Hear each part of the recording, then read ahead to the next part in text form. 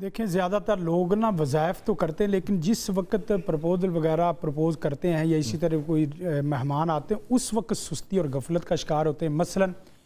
آپ کو پتہ ہے کہ کل مہمان آ رہے ہیں اور کل صبح نماز فجر جماعت یعنی نماز کے اصل وقت میں نماز بعد جماعت ادا کرے، اس کے بعد صبح کے مکمل اذکار کرے، خاتون یا کون؟ کوئی بھی جس کا رشتہ ہے، جس کا رشتہ ہے، تو بعد جماعت کیسے مسجد میں کیسے جائے گی؟ بعد جماعت سے مراد جماعت کے وقت میں، جماعت یعنی کے بچہ ہے تو بعد جماعت ادا کرے گا اور بچی ہے تو جماعت کے اصل وقت میں مسجد نہ جائے، گھر پہ جماعت گھر میں پڑے گی۔ لیکن یہ ہے کہ وہ سورج نکلنے کے بعد یا سورج نکلنے کے بالکل پہلے اس طرح نہ کرے، اس دن خصوصاً اس کا اہتمام کر لے، صبح کے اذکار کرے، پھر اس طرح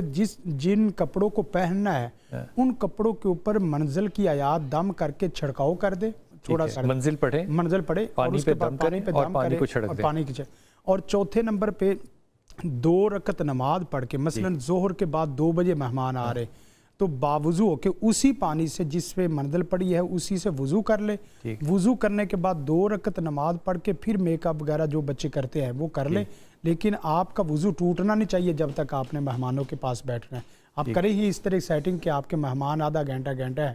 تو، اور پھر اس کے بعد جب مہمانوں کے سامنے آنا 2 کلمے پڑھتے رہنا ہے، حسبنا اللہ و نعم الوکیل یا حی یا قیوم برحمتک استغیث۔ یہی عمل آپ نے جب گھر ان کے جانا ہے تب بھی پڑھتے رہنا ہے۔ تو باقی قرآن مجید کی آیات جو آپ سورۃ بقرہ کی 101 سے 103 تک، یہ 101 سے 103 یہ کثرت سے پڑھ لیں، اس میں تو باقاعدہ میاں بیوی کی رشتہ نہ ہونے کا یا رشتہ ہو کے ٹوٹنے کا یا رشتہ ہو کے آگے نہ چلنے کا یہ باقاعدہ ذکر ہے، یہ پڑھیں، اللہ کی رحمت ہو جائے گی۔ زندگی شعور سے،